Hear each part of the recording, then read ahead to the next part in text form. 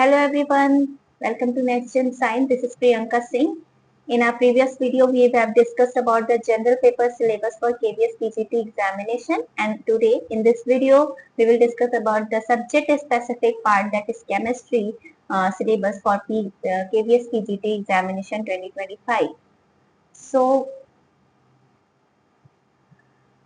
as you know, that's chemistry syllabus for post of PGT chemistry in KVS is totally NCERT based. That is, the syllabus includes the concept of NCERT and CBSE syllabus. ठीक है, और वो सारी चीजें NCERT based होती हैं. Level आपका deep हो सकता है लाइक आपके ग्रेजुएशन तक, बट वो पूरा ऑल जो कंसेप्ट होता है, ऑल जो बेसिक आपका देखा जाए तो वो NCERT से ही लिया गया है.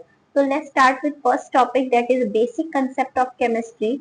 In basic concept of chemistry, what will you study? That you have to understand the general introduction, importance and scope of chemistry, nature of matter, laws of chemical combination, Dalton's atomic theory, concept of elements, atoms and molecules. Basically, this is the first chapter of class 11th. In this chapter, you will understand the basic chemical combination laws, Dalton's atomic theory, atomic and molecular masses, and based numericals on that, mole concept and mole concept based numericals, stoichiometry based numericals, okay, calculation based on the stoichiometry. तो ये सारी चीजें आपको यहाँ पर पढ़नी है. Next आपका स्ट्रक्चर ऑफ एटम. अब इसमें आपको क्या क्या पढ़ना है? इसमें आपको मेनली मॉडल्स पढ़ने हैं, जितने भी आपके प्रोटॉन, न्यूट्रॉन, इलेक्ट्रॉन्स, जो भी केनाल रेज हैं, जो भी आपके मॉडल्स आपके दे रखे हैं, वो सारे आपको कवर करने हैं, चाहे वो रदरफोर्ड हो या फिर बोर्स मॉडल हो. ठीक है, ये सारी चीजें आपको पढ़नी है. Dual nature of matter of light, de Broglie relationship, ठीक है, ये सब क्वांटम नंबर्स आपको पढ़ने हैं. Shapes of SPDF, Heisenberg uncertainty principle, rules for filling electron. Basic जो केमिस्ट्री आपने पढ़ी है, वो सारी चीजें यहाँ पे आपको कवर करनी है. ओके, नेक्स्ट आपका है टॉपिक आपका classification of elements and periodicity in the property. तो इसमें आपको होल पीरियोडिसिटी, जितनी भी पीरियोडिसिटी है, पीरियोडिसिटी की जो भी आपकी प्रॉपर्टी है, वो सारा आपको यहाँ पर कवर करना है. मतलब टोटल पीरियोडिसिटी जो भी आप क्लास 11th से 12th में पढ़ते हो.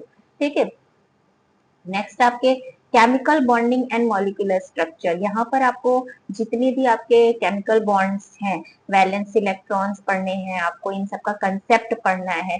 कोवेलेंट बॉन्डिंग हो गई, लेविस स्ट्रक्चर हो गया, ठीक है, covalent character of ionic bond हो गया, resonance geometry of covalent molecule, VSEPR theory, concept of hybridization involving sp-d orbitals, shapes of some simple molecules, ठीक है, हाइड्रोजन बॉन्डिंग, ये सारी चीजें यहाँ पे आपको कवर करनी है. नेक्स्ट आपके केमिकल थर्मोडायनेमिक्स. अब केमिकल थर्मोडायनेमिक्स में आपको टोटल थर्मोडायनेमिक्स कवर करनी है. जितने भी थर्मोडायनेमिक्स के कंसेप्ट्स हैं आपके, चाहे first law, second law, third law, zeroth law, ये सारी चीजें आपको कवर करनी है. यहाँ पे गिब्स एनर्जी चेंज हो गया, ठीक है.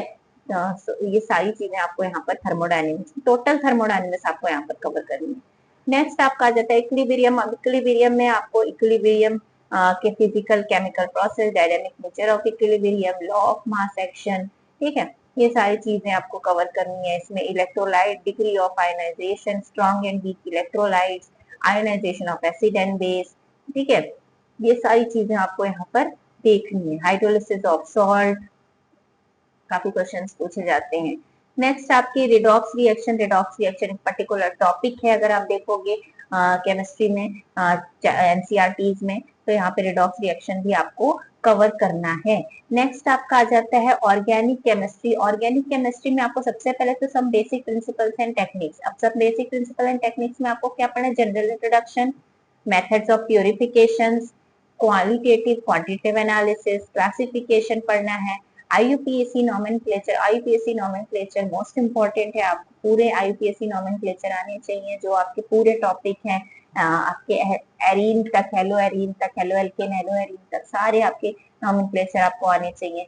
ठीक है, नेक्स्ट आपका आ जाता है ऑर्गेनिक केमिस्ट्री के बाद आपकी क्लासिफिकेशन ऑफ हाइड्रोकार्बन्स. अब यहाँ पे जितने भी हाइड्रोकार्बन्स हैं, आप चाहे बात कर लो एल्केन्स की, ठीक है, या फिर आप बात कर लो एल्कीन, यहाँ पर होगा, ठीक है, एल्कीन्स की, या फिर आप बात कर लो एल्काइंस की, इन सब के आपको क्या पढ़ने हैं, नॉमेनक्लेचर, आइसोमेरिज्म और इनकी फिजिकल और केमिकल प्रॉपर्टीज। ठीक है, फिर एरोमेटिक हाइड्रोकार्बन आ जाता है, इनमें भी इंट्रोडक्शन पढ़ना है, आईपीएससी नॉमेनक्लेचर पढ़ना है, और जितनी भी आपके से फिजिकल एंड केमिकल प्रॉपर्टीज होती हैं वो सारी चीजें।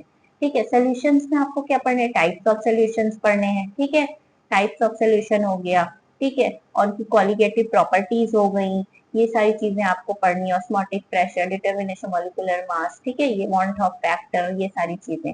इलेक्ट्रोकेमिस्ट्री काफी मोस्ट इंपॉर्टेंट यूनिट है, इलेक्ट्रोकेमिस्ट्री फ्रिक्वेंटली इनसे क्वेश्चंस पूछे गए हैं आपके प्रीवियस एग्जामिनेशंस में, तो आपको यहाँ पर इलेक्ट्रोकेमिस्ट्री कवर करनी है पूरी। ठीक है, नेक्स्ट आपके केमिकल काइनेटिक्स आ जाता है। केमिकल काइनेटिक्स में आप देख सकते हो यहाँ पे rate of reactions, catalyst, order of molecularity of the reaction, rate and law and specific rate constant. ठीक है, ये सारी चीजें आपको पढ़नी है, आर्हेनियस इक्वेशन, ठीक है, ये सारी चीजें आपको केमिकल काइनेटिक्स में पढ़नी है। D and F block elements, ठीक है, लैंथेनाइड्स, एक्टिनाइड्स, ठीक है, इनके जनरल इंट्रोडक्शन हो गया, इलेक्ट्रॉनिक कॉन्फ़िगरेशन हो गई, इनकी जो अकरेंस है, ठीक है, कैरेक्टरिस्टिक्स ऑफ ट्रांजिशन मेटल्स, ये सारी चीजें आपको यहाँ पर कवर करनी है। Coordination compound again most important topic and frequently asked in previous year examination. Coordination compound में आपको लाइक आईटीए इनके जो सबसे पहले इंट्रोडक्शन पढ़ना है। ठीक है, कलर, कोऑर्डिनेशन नंबर क्या होते हैं, मैग्नेटिक प्रॉपर्टीज कैसे होती है, इनके shapes most important, IUPAC nomenclature इनका कैसा होता है। ठीक है, तो ये सारी चीजें आपको इसमें कवर करनी है। नेक्स्ट आपका हेलो एल्केन, हेलो एरीन, यहाँ पर भी सेम आपके सबसे पहले इंट्रोडक्शन पढ़ना है, नॉमेनक्लेचर पढ़ना है, इनका केमिकल एंड फिजिकल प्रॉपर्टीज पढ़नी है। ठीक है, इनके बॉन्डिंग किस तरह से होती है कार्बन के साथ, वो सारी चीजें आपको पढ़नी है। नेक्स्ट आपके alcohol, phenols, ether, alcohol, phenols, ether में पूरी इनकी जो मेथड ऑफ प्रिपरेशन हो गया, नॉमेनक्लेचर हो गया, इनकी फिजिकल क्या आपकी केमिकल प्रॉपर्टीज हो गई। ठीक है, ये सारी चीजें आपको पढ़नी है। Aldehyde, ketones and carboxylic acid, इसमें भी सेम आपको यहाँ पे नॉमेनक्लेचर, मेथड्स ऑफ प्रिपरेशन, ठीक है, फिजिकल एंड केमिकल प्रॉपर्टीज, यहाँ सब ये सारी चीजें आपको कवर करनी है। अमीन्स, अमीन्स आपके आ जाते हैं, जिसमें अमीन्स में भी आपके नॉमेनक्लेचर हो गया, इसका क्लासिफिकेशन, जो primary amine, secondary amine, tertiary amine है, इनका किस तरह से क्लासिफिकेशन होता है, इनके मेथड ऑफ प्रिपरेशन क्या है, इनका फिजिकल एंड केमिकल प्रॉपर्टीज कैसी है, ठीक है, ये सारी चीजें आपको पढ़नी है। बायोमोलिक्यूल्स की अगर हम बात करते हैं तो बायोमोलिक्यूल्स में आपको कार्बोहाइड्रेट्स, प्रोटीन्स, वाइटामिन्स, ये सारी चीजें आपको कवर करनी है। इसके अलावा आपको केमिस्ट्री इन एवरीडे लाइफ, जो आपका टॉपिक है जिसमें आपके ड्रग्स, सोप, ये सारी चीजें, कभी कभार इससे भी, इस एरिया से भी क्वेश्चंस आपके पूछे गए हैं प्रीवियस ईयर्स में, हालांकि ये सारी चीजें यहाँ मेंशन नहीं है, बट फिर भी आपको ओवरऑल आपको एनसीईआरटी को कवर करना है, एनसीईआरटी 11th एंड 12th इसे कवर करना है। और इसी के साथ साथ आपको इनके पीवाईक्यूज जो क्वेश्चन है कि सबसे पहले आपको एनसीईआरटी कवर करनी है, जैसे आपने कोई पर्टिकुलर टॉपिक पढ़ा एनसीईआरटी की बुक से, उसके सारे इन टेक्स्ट क्वेश्चन आपने कवर किए, इन टेक्स्ट क्वेश्चन के बाद आपने उसकी एक्सरसाइज की, एक्सरसाइज करने के बाद अब आप जाओगे उन टॉपिक पर बेस्ड जो भी पीवाईक्यूज पूछे गए हैं उस पे। ठीक है, तो इस तरह से आपको प्रिपेयर करना है हर एक टॉपिक। ठीक है, हैंड रिटन नोट्स बनानी है, बिल्कुल पीडीएफ एंड स्टडी मटेरियल्स पे आपको बिल्कुल स्टिक नहीं रहना है, आपको बहुत सारे मटेरियल्स कलेक्ट नहीं करने हैं। ठीक है, the biggest mistake of every aspirant in this era of government examination preparation is to collecting the lots of materials, lots of study materials, so they get confused, they cannot decide that what to study and what not to study. So you should not do that, and you should only limit your study material, limit your preparation point, and just focus on the main idea of examination, focus on the syllabus. You have to build the understanding about the syllabus, do read this syllabus one or two times, and basically one by one आप syllabus को break कर दीजिए।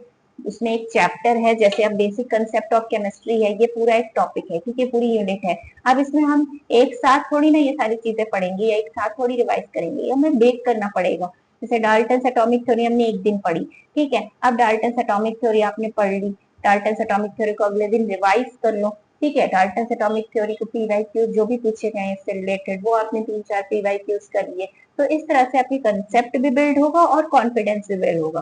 ठीक है, practice के लिए आप books prefer कर सकते हो, ठीक है, किरण पब्लिकेशंस की हो गई, या फिर आपकी बहुत सारी बुक्स आती हैं, कोई भी एक बुक ले लो आप, ठीक है। और अगर आप बात करें ऑनलाइन प्रैक्टिस की, तो आप किसी भी साइट से, लाइक आपके टेक्स्ट बुक हो गया या अड्डा 247 हो गया, इससे आप प्रिपेयर कर सकते हो। तो इस तरह से आपको पूरा सिलेबस कवर करना है। तो this is all for today. पढ़ते रहिए और मेहनत कर रहिए, स्मार्ट वर्क करना है हमें हार्ड वर्क के साथ साथ। और मैं आपके साथ आपकी सारी प्रिपरेशन में हेल्प करूंगी। और इसके बाद हम वन बाय वन अपने टॉपिक्स स्टार्ट करेंगे, वन बाय वन अपनी स्टडी को स्टार्ट करेंगे। Okay, so this is all for today. This is Priyanka Singh signing off. Thank you very much. और अगर आपको ये सेशन हेल्पफुल लगा हो तो do comment in the comment box, so that I can improve myself if there is some mistake. Okay, so thank you so much.